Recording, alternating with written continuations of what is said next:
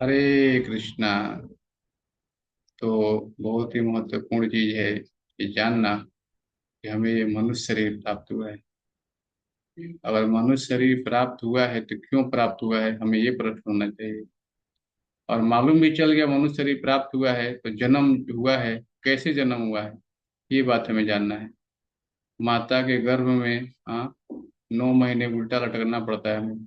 और माता जो है, हाँ, उसके गर्भ में अंधेरा छाया रहता है। और उस अंधेरे में मल मूत्र के थैले में हम उल्टे लटके रहते हैं। और जब मनुष्य शरीर मिलता है, जब बड़े हो तो सब कुछ हम भूल जाते हैं। हमें मालूम ही नहीं चलता है कि हमारा जन्म कैसे हुआ है और क्यों हुआ जन्म, मनुष्य का शरीर क्यों मिला, हमें हमें जानना पड़ेगा।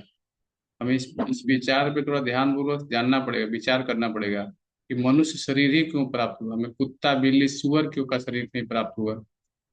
तो हम किस लिए प्राप्त हुआ ये हमें जानना है। देखिए, संसार में प्रत्येक व्यक्ति कृष्ण को ही ढूंढ रहा है, क्योंकि कृष्ण है जो सबसे मूल है। हाँ, हमें जानना पड़ेगा इस ब्रह्मांड का जब सृष्टि नहीं हुआ था तो कृष्ण ही थे। हाँ, और ये पूरा ब्रह्मांड विलीन हो जाएगा तो कृष्ण ही रहेंगे। और सौभाग्य से हमें कृष्ण भक्ति प्राप्त भी हो गए, फिर भी हम छोड़ के जा रहे हैं।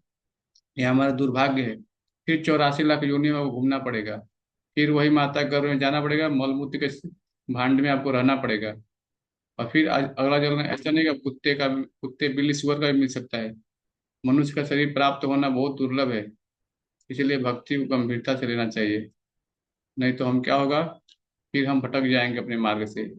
बहुत महत्वपूर्ण है, अगर आपको कृष्ण भक्ति मिला है इसे गंभीरता से लीजिए और भगवान के नाम का जप करिए।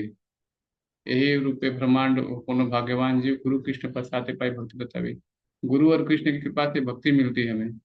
पूरे ब्रह्मांड में घूमते घूमते घूमते घूमते हमें गुरु साधु साथ प्राप्त होते हैं।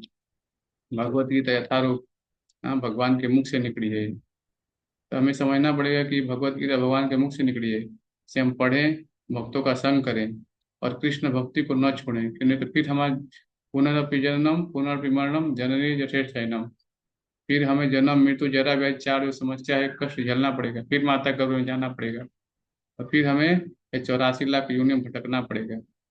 इसलिए हमारा निवेदन है कि आप कृष्ण भक्ति को अपनाइए और भगवान की भक्ति को गंभीरता से लीजिए। हरे कृष्ण कृष्ण कृष्ण हरे हरे, हरे राम राम राम हरे हरे। हरे कृष्ण।